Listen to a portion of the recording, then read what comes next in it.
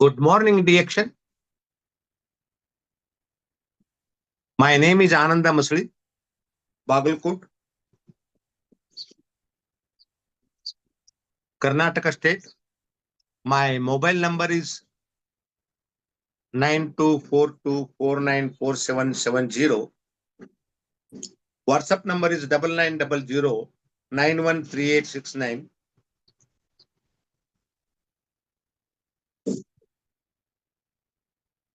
ಇಂದು ನಾನು ಒಂದಷ್ಟು ವಿಶೇಷವಾದಂತಹ ನಿಮಗೆಲ್ಲ ಒಂದು ಸ್ವಲ್ಪ ಆಶ್ಚರ್ಯವನ್ನು ಉಂಟು ಮಾಡತಕ್ಕಂತಹ ವಿಷಯದ ಬಗ್ಗೆ ಮಾತನಾಡಬೇಕು ಅಂತ ಕೂತಿದ್ದೀನಿ. ಸಾಮಾನ್ಯವಾಗಿ ಉತ್ತಮವಾದದ್ದು, ಉತ್ತಮರು, ಪ್ರಾಮಾಣಿಕರು, ನ್ಯಾಯನಿಷ್ಠುರರು ಈ ಪ್ರಪಂಚಕ್ಕೆ ಬೇಕಾಗಿಲ್ಲ.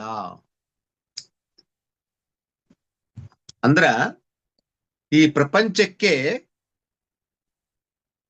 ಉತ್ತಮವಾದದ್ದು ಅಂದ್ರೆ ಒಳ್ಳೆಯದು, ಉತ್ತಮರು, ಪ್ರಾಮಾಣಿಕರು, ನ್ಯಾಯನಿಷ್ಠುರವಾದಿಗಳು ಬೇಕಾಗಿಲ್ಲ. ಈ ಮಾತಿಗೆ ಸಾಕಷ್ಟು ಉದಾಹರಣೆಗಳು ನಮ್ಮಲ್ಲಿ ದೊರಕ್ತಾವ. ನಮ್ಮಲ್ಲೇ ಅಂದ್ರೆ ಇಡೀ ಪ್ರಪಂಚದಲ್ಲೇ. ಜ್ವಲಂತ ನಿದರ್ಶನಗಳು ಸಾಕಷ್ಟು ಅದಾವ. ಅಂದ್ರೆ ಉತ್ತಮವಾದದ್ದು ಅನ್ನುವಂಥ ವಿಷಯದಲ್ಲಿ ನಾವು ನಮ್ಮ ನಲಂದಾ ವಿಶ್ವವಿದ್ಯಾನಿಲಯವನ್ನ ಉದಾಹರಣೆಯಾಗಿ ತಗೋಬಹುದು. ನಲಂದಾ ವಿಶ್ವವಿದ್ಯಾನಿಲಯ 1193ರಲ್ಲಿ ನಾಶ ಮಾಡಲ್ಪಡ್ತು, ಕೊಳ್ಳಿ ಹೊಡೆಯಲ್ಪಡ್ತು. ಆ ಸಂದರ್ಭದಲ್ಲಿ ಎಷ್ಟೋ ಜನ ಸನ್ಯಾಸಿಗಳು, ಭಿಕ್ಷುಗಳು ಕೂಡ ಪ್ರಾಣವನ್ನು ಕಳ್ಕೋಬೇಕಾಯ್ತು. ನಲಂದಾ ವಿಶ್ವವಿದ್ಯಾನಿಲಯ ಅಂಥದ್ದೇನು ತಪ್ಪು ಮಾಡಿತ್ತು ಅನ್ನೋದು ಇನ್ನೂವರೆಗೂ ನಮಗೆ ಯಾರಿಗೂ ಗೊತ್ತಾಗಿಲ್ಲ. ಅಂಥ ಅಪರಾಧವನ್ನು ಏನ್ ಮಾಡಿತ್ತದು? ಆ ನಲಂದಾ ವಿಶ್ವವಿದ್ಯಾನಿಲಯದಲ್ಲಿ ಜಗತ್ತಿನ ಬೇರೆ ಬೇರೆ ತತ್ವಜ್ಞಾನಿಗಳು, ಸಿದ್ಧಾಂತಿಗಳು, ಅನುಭವಿಕರು ಮನಸ್ಸು ಬಿಚ್ಚಿ ಚರ್ಚೆಯನ್ನು ಮಾಡ್ತಾ ಇದ್ರು, ಗ್ರಂಥಗಳನ್ನ ರಚಿಸ್ತಾ ಇದ್ರು.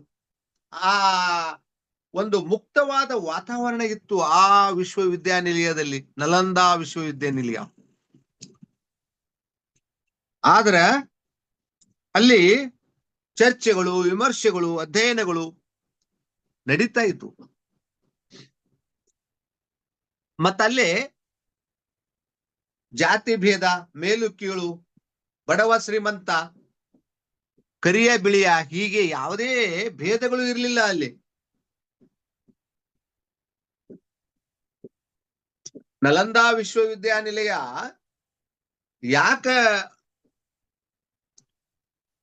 ಕೊಳ್ಳೆ ಹೊಡೆಯಲ್ಪಡ್ತು, ನಾಶ ಮಾಡಲ್ಪಡ್ತು ಅಂತಂದ್ರ ಅದು ಉತ್ತಮವಾದಂತಹ ಸಮಾನತೆಯನ್ನು ಉಳ್ಳಂತಹ ಒಂದು ಜಗತ್ ಪ್ರಸಿದ್ಧ ವಿಶ್ವವಿದ್ಯಾನಿಲಯ ಆಗಿತ್ತದು. ಅದಕ್ಕೋಸ್ಕರ ಅದನ್ನ ನಾಶ ಮಾಡ್ತಾರ, ದಬ್ಬಾಳಿಕೆಯನ್ನ ಮಾಡ್ತಾರ. ಅಂದ್ರ ತಮ್ಮ ಉದ್ದೇಶಗಳಿಗೆ ಇದು ಅಡ್ಡ ಬರುತ್ತದೆ ಎಂಬ ಕ್ಷುಲ್ಲಕ ಕಾರಣಕ್ಕಾಗಿ ಅದನ್ನು ನಾಶ ಮಾಡಿಸಿದರು. ನಾಶ ಮಾಡಿದರು ಅನ್ನೋಕ್ಕಿಂತ ನಾಶ ಮಾಡಿಸಿದರು ಅಂತ ಅನ್ನೋದು ಹೆಚ್ಚು ಯೋಗ್ಯ ಆಗ್ತದ ಅಂತ ಅನಿಸ್ತದ. ಈ ನಲಂದಾ ವಿಶ್ವವಿದ್ಯಾಲಯವು ಇಂದಿಗೂ ಇದ್ದಿದ್ದರೆ, ಅಕಸ್ಮಾತ್ ಅದು ಇವತ್ತಿಗೂ ಹಾಗೆ ಇತ್ತು ಅಂದ್ರೆ ನಮ್ಮ ದೇಶದ ಘನತೆ ಗೌರವಗಳು ವೃದ್ಧಿಯಾಗುತ್ತಿರಲಿಲ್ಲವೇ? ನಮ್ಮ ದೇಶ ಸಾಕಷ್ಟು ಪ್ರಗತಿಯನ್ನು ಸಾಧಿಸುತ್ತಿರಲಿಲ್ಲವೇ ಅನ್ನುವಂಥ ಪ್ರಶ್ನೆಗಳು ಬರ್ತಾವ. ಆದ್ರೆ ಈ ಪ್ರಪಂಚಕ್ಕ ಅಥವಾ ಈ ಲೋಕಕ್ಕೆ ಉತ್ತಮವಾದದ್ದು, ಉತ್ತಮರಾದವರು, ಪ್ರಾಮಾಣಿಕರು, ನ್ಯಾಯನಿಷ್ಠವಾದಿಗಳು ಬೇಕಾಗಿಲ್ಲ.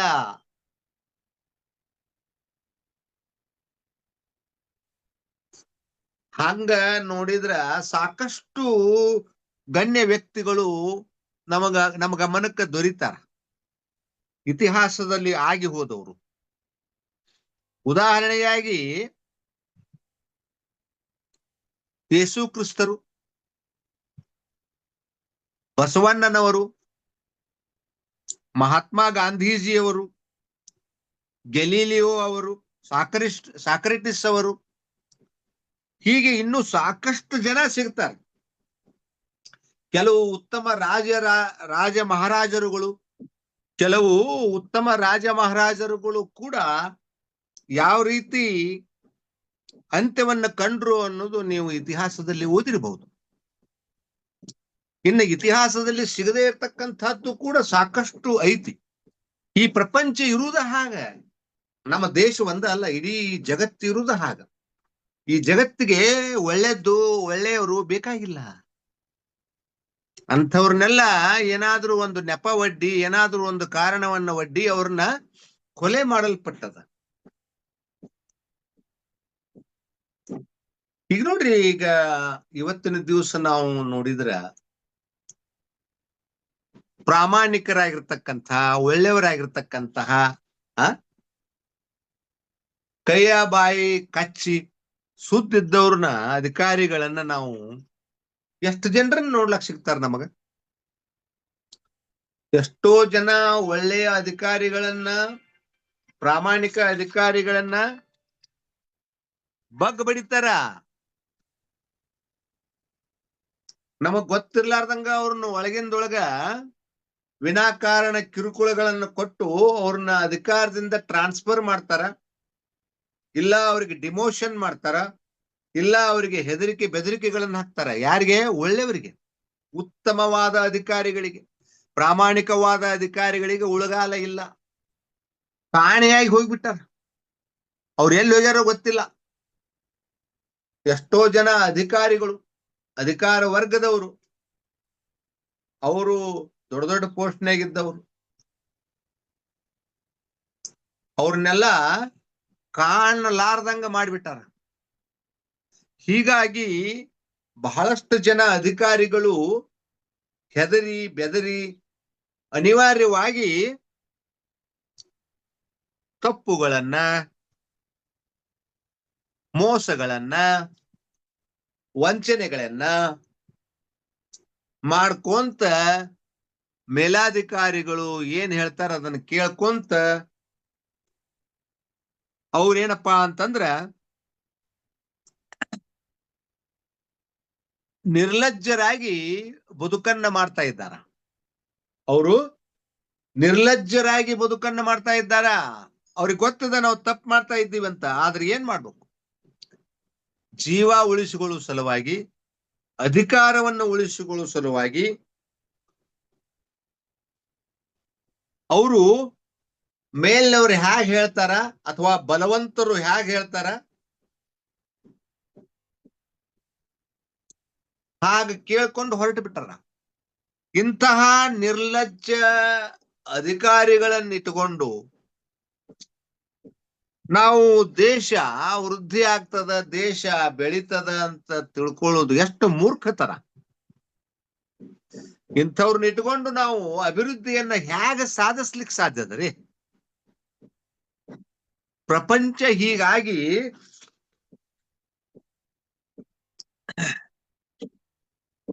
ಒಳ್ಳೆಯದ್ರ ಕಡೆ ಪ್ರಯಾಣವನ್ನ ಮಾಡ್ತಾ ಇಲ್ಲ. ಅದು ಒಳ್ಳೆಯವರಿಗೆ ಬೆಂಬಲಿಸ್ತಾ ಇಲ್ಲ. ಹೀಗಾಗಿ ಅದು ಒಳ್ಳೆಯದನ್ನ ಕಾಣ್ತಾ ಇಲ್ಲ.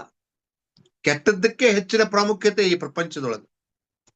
ಆಮೇಲೆ ಈ ಏನ ನಿರ್ಲಜ್ಜರು ಅಂತ ಹೇಳ್ತೀವಲ್ಲ ನಾವು, ಸುಳ್ಳು ಮೋಸ ವಂಚನೆಗಳನ್ನ ಮಾಡ್ಕೋತ ತಮ್ಮ ಮನಸ್ಸಿಗೆ ಬಂದಂಗ ಮಾಡ್ಕೋತ ಅನಿವಾರ್ಯವಾಗಿ ತಮ್ಮ ಜೀವವನ್ನು ಉಳಿಸಿಕೊಳ್ಳುವಂತಹ ಜೀವಗಳ್ಳರಾಗಿ ಏನು ಬದುಕನ್ನ ಸಾಗಿಸ್ತಾರಲ್ಲ, ಇವ್ರೇನ್ ಬಹಳ ತೃಪ್ತರಾಗಿದಾರ ಅಂತ ತಿಳ್ಕೊಂಡ್ರಿ ನೀವು? ಅಥವಾ ಅವ್ರು ಬಹಳ ಖುಷಿಯಾಗಿ ನೆಮ್ಮದಿಯಿಂದ ಅದಾರ ಅಂತ ತಿಳ್ಕೊಂಡ್ರಿ? ನೋ.